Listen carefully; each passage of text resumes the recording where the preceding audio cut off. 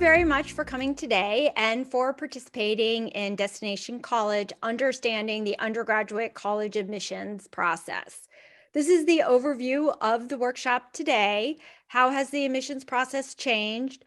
What should students focus on in high school? What do college admissions officers consider when evaluating college applications?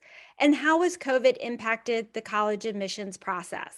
As I said before, the entire workshop focuses on undergraduate college admissions solely in the United States. Next slide.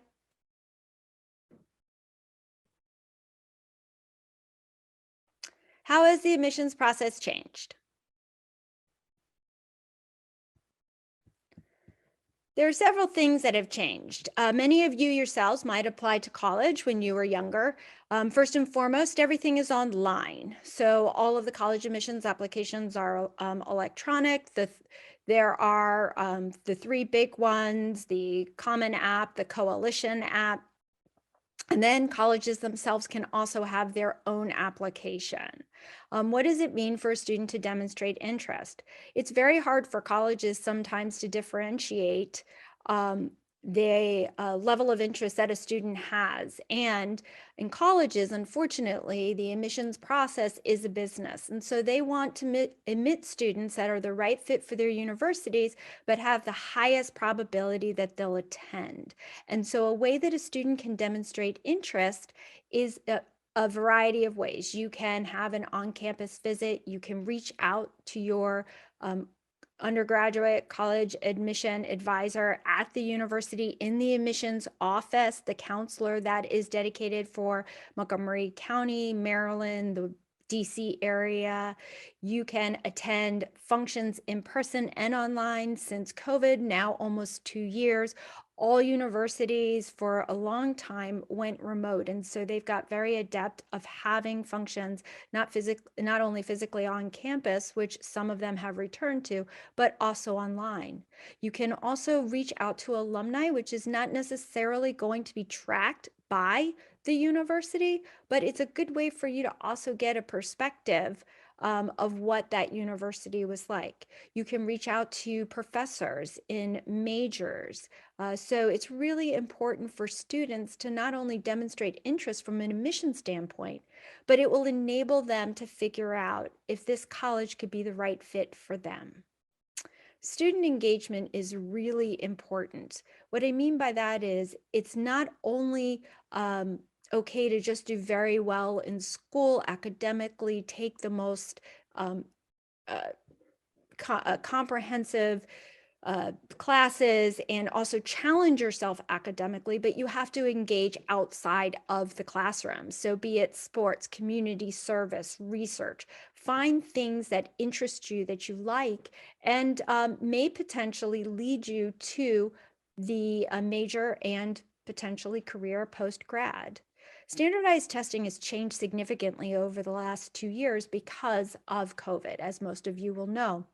For the graduating class of 2021, most universities were test optional because students had, one, no way of accessing the test, and two, most SATs, ACTs are given in school buildings, which were all closed because of the pandemic.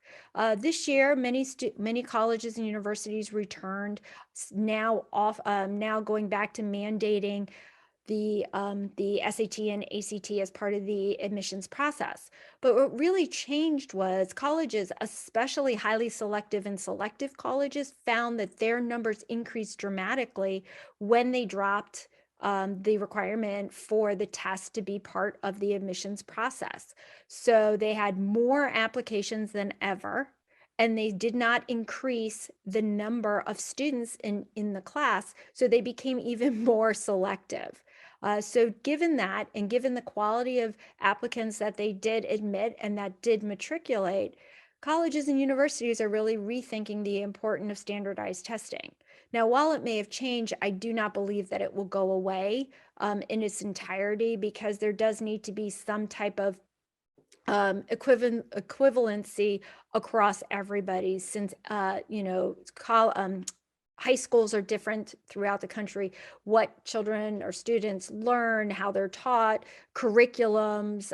So colleges, especially in admissions, sort of view it in a sense as an equalizer in that everybody takes the same test. There are questions about validity, not in how it's scored, but especially for low-income students, the idea that many well-off or upper middle class or middle class students are able to get tutoring and test prep, which low-income students do not have access to, things like that. As I said before, test optional has expanded. Test optional has always been around, but for an entire cycle, almost every school was test optional, thousands of schools in the United States. The other thing that has changed is that college is increasingly expensive. They get to set their individual colleges, universities set their own prices, their own costs. There is no overriding government body, even though most colleges and universities do utilize federal financial aid and state aid for their students. And so I think that is very important for parents and their students to talk about as early as possible. The University of Maryland, if you're an in-state student, 4 years, it's about $100,000. It's about $25,000, give or take, a year. And that is, most people don't have $100,000 sitting in the bank. So it's important for students to make sure, as part of their fit, that they make sure that the financial fit is also good. Next, please. What should students focus on in high school? Certainly, most importantly, is to create an individual high school course plan that includes courses that challenge and interest the student. This should be done starting actually in 8th grade. So when 8th graders are given the introduction to high school in MCPS, they're asked to select their courses for 9th grade. It's a wonderful opportunity to start that discussion. Not only what is your student going to take in 9th grade, but build a chart, find one online, and have them go through each year so that there is a progression. What this does is it ensures that you will meet all of your graduation requirements, and that you look at it, and it also may enable the student to focus on what they're interested in. May not, but it's also a very good document that every year that student revisits with his or her or their parents to ensure that they're continuing to challenge themselves, focus on the additional courses that interest them, and to make sure that they're on track to graduate senior year. It's really important to develop and utilize strong organizational, interpersonal, and study skills. I say this because everything is a building block, as you know.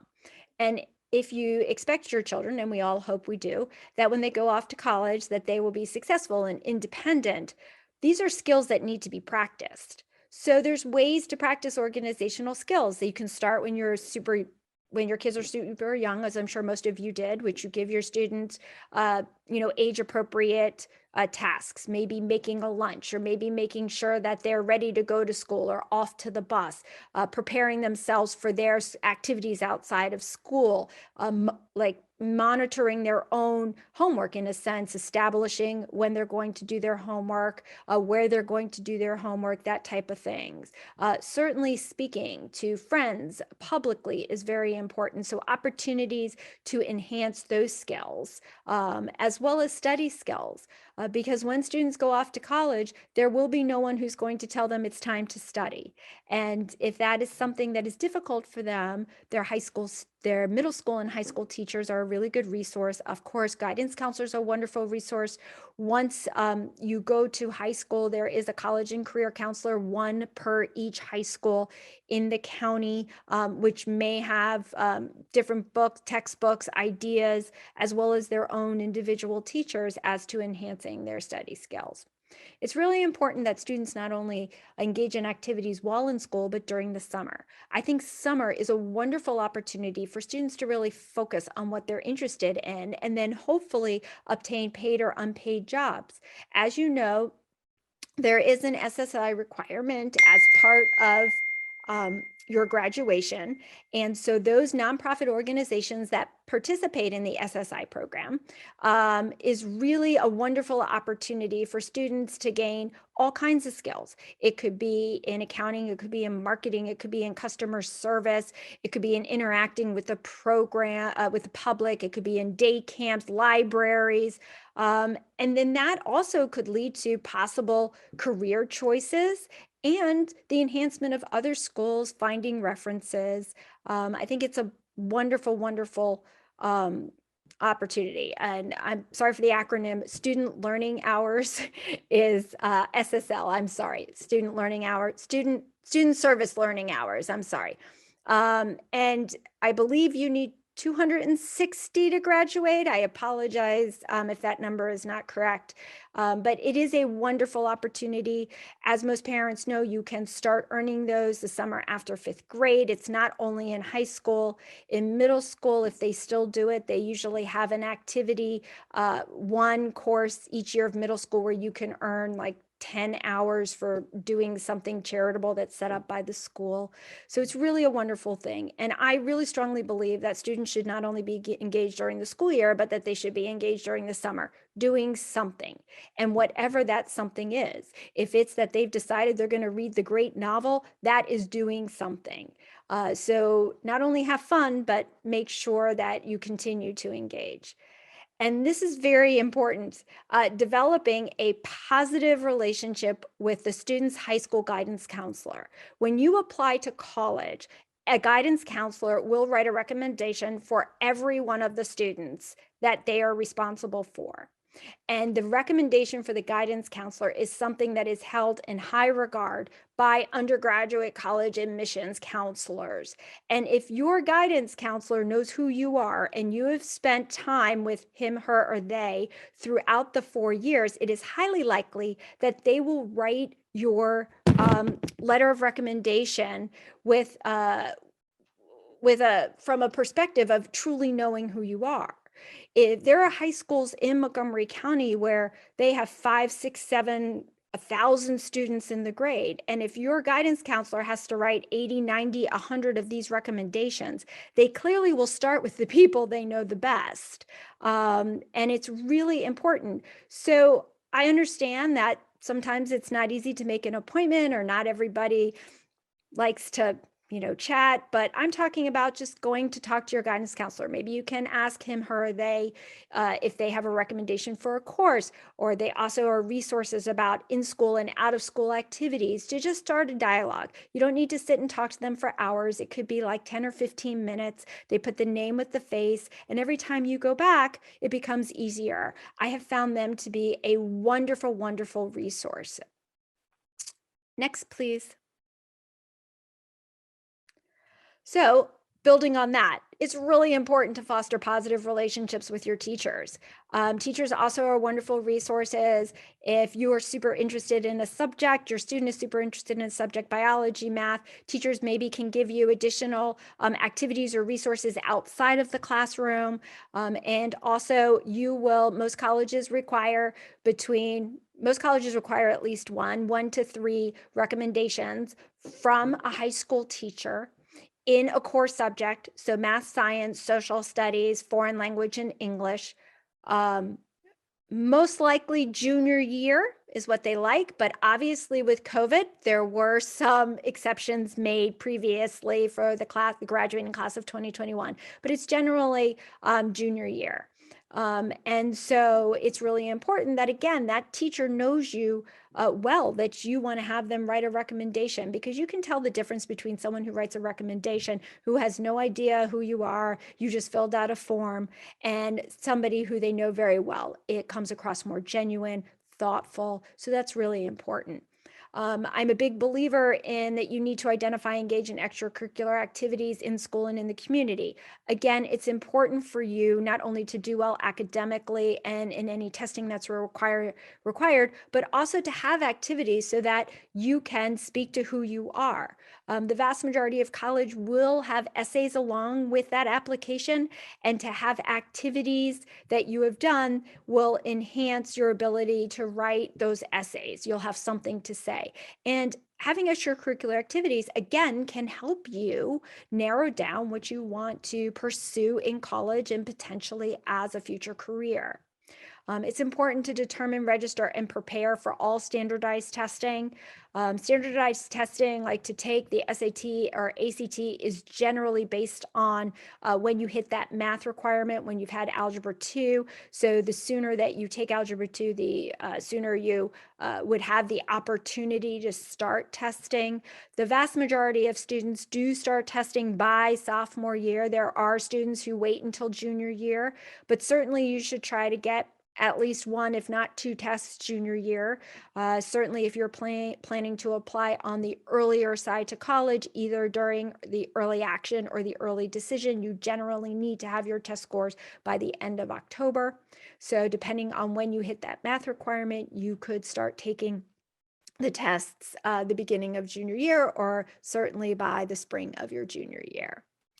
And as I said before, it's always important to re-examine your high school course plan every spring before you submit for the courses, to make any applicable changes and to ensure that you're on track to graduate on time.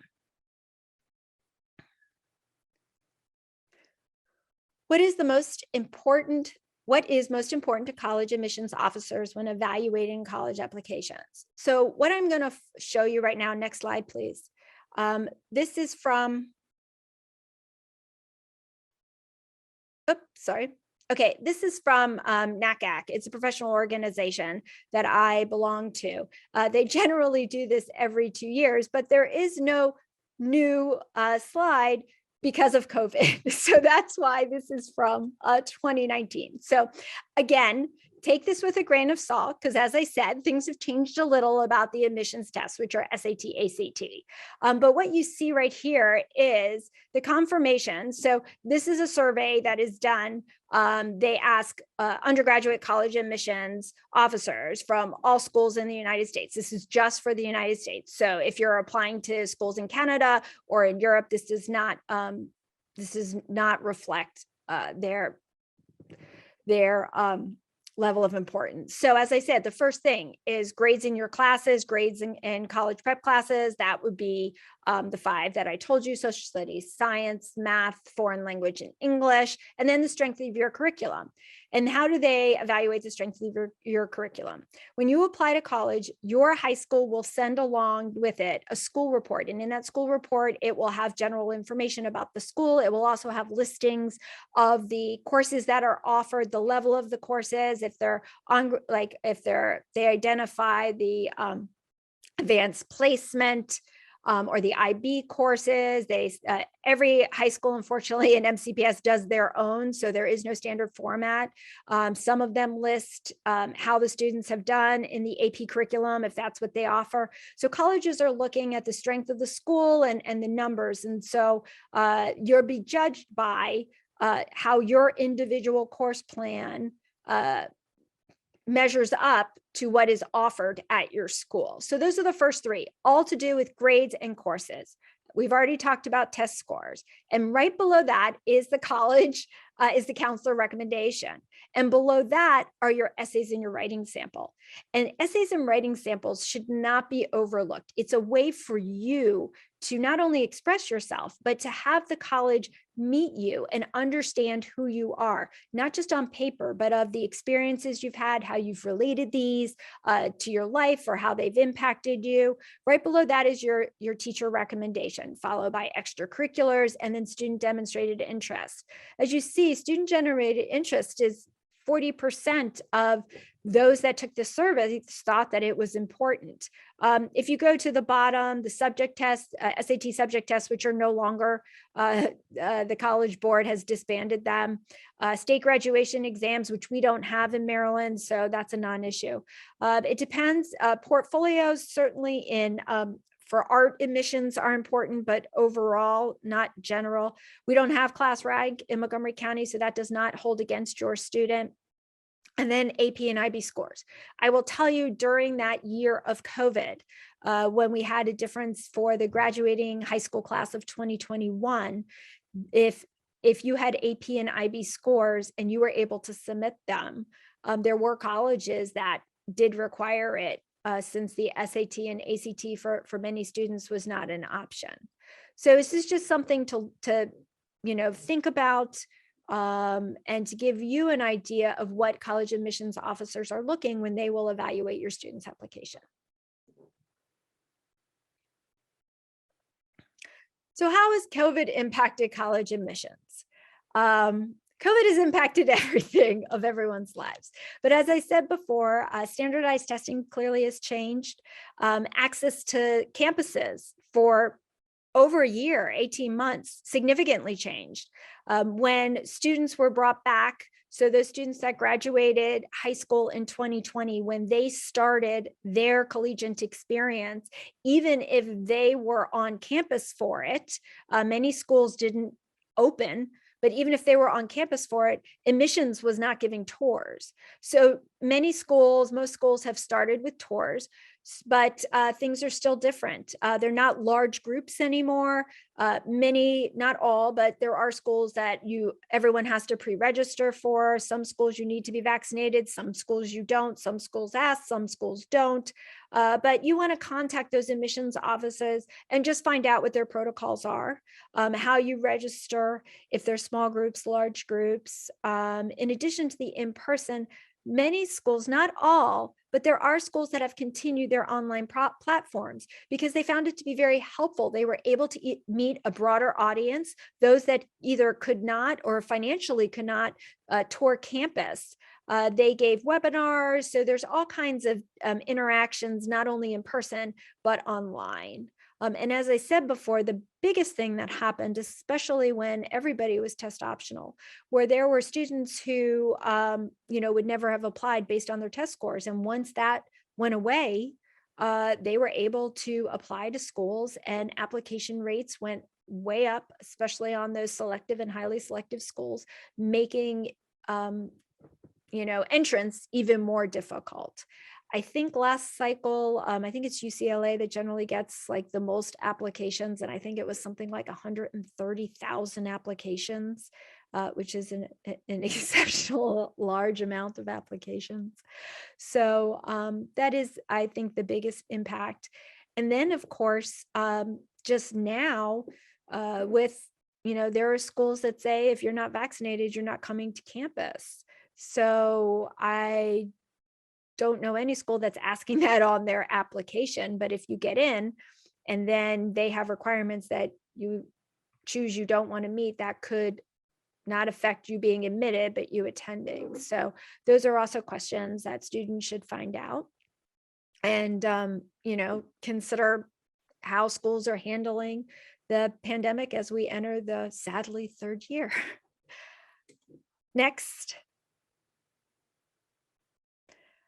All right. So this is what I said: test optional, holistic reviews, which mean that they consider all parts of your application. It's not just about the numbers, the increasing in applications. Universities are really looking to diversify their student bodies.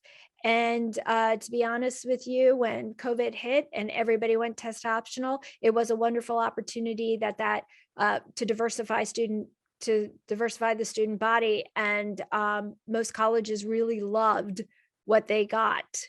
The special admit class, there is now a movement where there are a few schools, highly selective schools, that are withdrawing the legacy as part of the application process, meaning that your mom, your dad, your brother, your sister, some schools take aunts and uncles, that they went to the school and they give you a leg up in admission. So I would say that is the newest trend. It is not widespread, but that there are schools that are starting to consider it.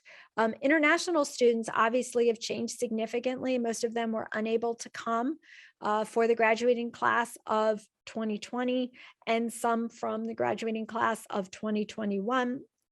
International students across our country, their numbers have dwindled, which enabled for more domestic students to be admitted or to come off wait lists. There was more movement from wait list for the high school class of 2020 than there had been ever. 2021, much less, because we were already within the pandemic and schools had thought out that process, but the international students certainly have dropped off. And then the number of student transfers. There were many students once COVID hit, the pandemic hit, they realized that maybe they weren't comfortable going to schools as far away. They were having difficulty getting there. They were coming against obstacles that, were because of the virus. So many students decided to stay closer to home or transfer closer to home. Some of them for financial reasons, some of them for health reasons, to support families, those types of things. Next slide. So this is the end. As I said, for more information about Achieva, you can visit my website, achievaonline.com, or you can email me, tweet me. And I want to thank you for tonight and thank the Parent Academy again for this wonderful opportunity to participate in your program.